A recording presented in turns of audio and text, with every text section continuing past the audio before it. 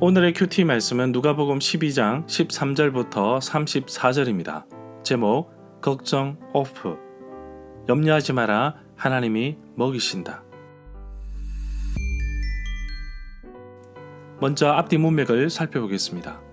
수많은 사람들이 몰려드는 가운데 예수님은 제자들에게 바리새파 사람들의 누룩을 조심하라고 합니다. 누룩은 서서히 부풀어 오르는데 마치 바리새파 사람들의 교훈이 삶의 깊숙한 곳까지 스며드는 것처럼 바리새파 사람들의 이중성을 조심하라고 합니다. 늘 두 마음을 품고 다니는 이들은 상황에 따라 태도가 달랐습니다. 제자들에게 또 말씀하시는데 세상의 모든 권력 앞에서도 두려워하지 말 것은 하나님께서 세밀한 부분까지 지키시고 이끄신다는 것입니다. 무리 가운데 어떤 한 사람이 재산 분할에 대해서 예수님께 묻습니다. 이 당시에는 선생님에게 찾아와 묻는 것이 흔했다고 합니다. 그러나 예수님은 그 사람이 가져온 문제의 근본적인 원인을 알게 하십니다. 대부분의 물질적인 문제는 욕심에서 시작됩니다. 그래서 어리석은 부자의 이야기를 통해 다시 생각하게 하십니다. 도리어 재물을 가지고 하나님께 대하여 부유한 사람이 되는 것이 더 낫다고 볼 수 있습니다. 사람이 살아가는 데 있어서 먹고 입는 것이 얼마나 중요한지 말을 하지 않아도 모두 다 인정할 것입니다. 그러나 예수님은 다르게 접근합니다. 세상의 방식이 아닌 하나님의 방식으로 하나님께서 하늘의 새와 땅의 들풀도 보살펴 주시듯이 하나님은 그의 자녀가 살아가는 모든 것을 공급해 주시고 이끄시기에 염려할 필요가 없습니다. 하나님이 세상의 주인이시기에 그 어떠한 상황에도 염려할 필요가 없습니다. 한 부자의 비유는 누가복음 12장 13절부터 21절에만 나옵니다. 보물을 하늘에 쌓아두라는 이야기는 마태복음 6장 19절부터 34절, 누가복음 11장 34절부터 36절, 12장 22절부터 34절, 16장 13절에 나옵니다.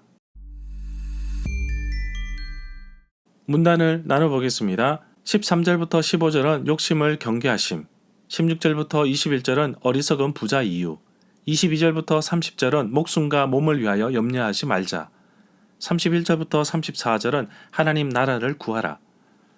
13절에 보면 무리 중에 한 사람이 예수님께 말하였습니다. 선생님, 저 형에게 유산을 저와 나누어 주라고 말씀해 주십시오. 여기서 형이라는 말을 동생으로도 해석할 수도 있습니다. 유산을 나누는 방법은 신명기 21장 17절에 나와 있습니다. 장남은 차남보다 2배의 유산을 상속받게 되어 있습니다. 14절에 보면 예수님께서 무리 중에서 질문한 사람에게 말씀하셨습니다. 누가 나를 너희의 재판장이나 물건을 나누는 자로 세웠느냐? 15절에 보면 재산이 아무리 많아도 사람의 생명이 거기에 달려있지 않다는 말로 이해할 수 있습니다. 가족, 형 또는 동생 간의 재산 분할 문제를 조정해달라는 부탁을 받은 예수님께서는 보다 근본적으로 접근하십니다. 바로 탐심, 욕심을 경계하라고 하십니다. 13절부터 15절 단락에서 백성 중에 한 사람이 갈망하는 것은 예수님과 그의 제자들이 골몰하던 문제들과는 거리가 멀다고 봅니다. 예수님께서 질문한 어떤 사람은 예수님을 정상적인 선생으로 봅니다.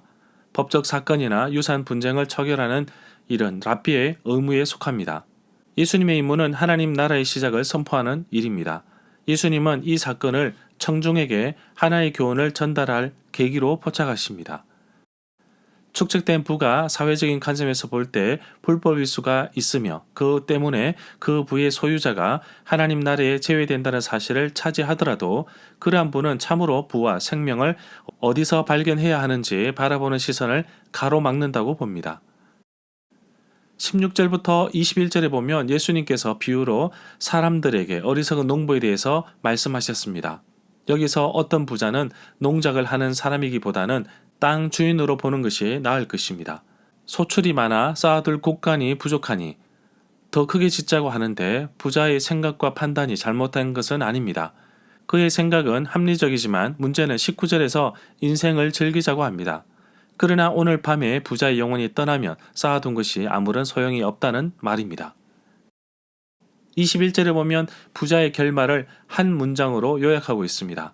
이 사람은 자기를 위하여 재물을 쌓아두고 하나님에 대하여 부유하지 못한 사람이다. 다르게 표현하면 하나님께 다하여 부유한 자가 되려면 자기 재물을 쌓아두지 말고 하나님과 이웃들을 향하여 나눔을 실천하는 사람이 아닐까 생각합니다. 16절부터 21절 단락에서 경고하는 모범 이야기를 비유로 끌어왔습니다.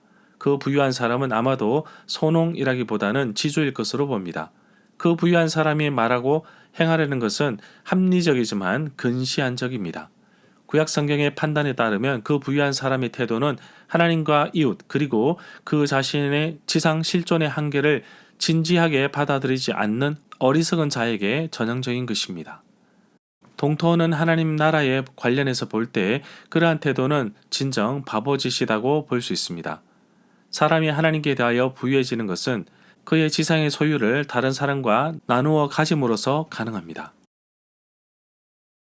22절부터 24절에 보면 예수님께서 제자들에게 까마귀를 예로 들면서 목숨을 위하여 무엇을 먹을까, 몸을 위하여 무엇을 입을까 염려하지 말라고 하십니다. 이 구절부터 예수님께서 말씀하시는 부분은 13절부터 21절까지 언급한 한 부자의 비유로부터 결론을 이끌어내는 내용입니다. 25절에 보면 또 너희 중에 누가 염려함으로 인해 그 생명을 조금이라도 연장할 수 있더냐. 이 구절에서 언급된 염려하지 말라의 설명 부분입니다. 결론은 염려하지 말라는 것입니다. 그런 이유는 24절에서 까마귀의 예를 들고 있는데 하나님께서 먹이시고 기르시는 것처럼 우리도 동일하게 그렇게 하신다고 말씀하십니다. 이 구절에서 키를 한 자라도 더할 수 있느냐라는 말을 목숨을 한 시간이라도 연장할 수 있느냐라는 말로 바꾸어 이해할 수도 있습니다. 26절에 보면 계속 염려하는 부분이 반복해서 나옵니다. 강조를 하고 있습니다. 결론적으로 하고 싶은 말은 염려하지 말라는 것입니다. 그렇게 설명하면서 또 하나의 예, 백합화를 27절에서 들고 있습니다. 29절에 보면 너희는 무엇을 먹을지 무엇을 마실지 구하지 말고 염려하지 마라. 염려하지 마라는 말이 3번이나 나옵니다. 히브리 문화에서 3번 반복은 최상급인데 정말 강조에 강조를 더한 것입니다. 염려하지 말라는 이유는 24절에 까마귀, 27절에 백합화, 28절에 들풀의 예를 들면서 정말 보잘것없으나 하나님께서 직접 기르시고 보살피신다고 말씀하십니다. 우리는 이보다 더 귀한 존재입니다. 바로 목숨이 음식보다 중하기 때문입니다. 31절에 보면 무엇을 먹을지 마실지 구할 것이 아니라 우리가 구할 것은 하나님 나라를 구하는 것입니다. 그렇게 하면 이 모든 것을 더해 주신다고 말씀하고 있습니다. 32절에 보면 이 구절에서 적은 무리라는 의미는 하나님의 백성으로 때때로 양떼로 비유되고 있습니다. 하나님은 목자로 비유되기도 합니다. 이 구절은 오직 누가복음에 전성되었습니다. 그 내용은 위로의 말씀이며 동시에 놀랄 만큼 중요합니다. 하나님의 나라의 약속은 미래에 해당하지만 또한 이미 현재에도 관련된다고 봅니다. 그 구절은 31절의 지시대로 살도록 하는 격려이자 의무입니다. 34절에 보면 너희 재물이 있는 곳에 너희 마음도 있다. 내가 가진 보물을 어디에 쌓아 두어야 안전할까? 바로 안전한 곳입니다. 그곳은 33절에 언급되었는데 중요한 것은 34절에서 보물이 있는 곳에 마음도 있다고 말합니다. 우리의 생각과 사고와 판단과 마인드가 어디 초점에 두고 있는지 우선순위를 다시금 생각해 봅시다. 22절부터 33절 단락은 명백히 제자들을 겨냥하여 그들을 위하여 13절부터 21절에 언급한 것으로부터 결론을 이끌어냅니다. 22절부터 31절의 말씀과 병행을 이루는 구절은 마태복음 6장 25절부터 33절입니다.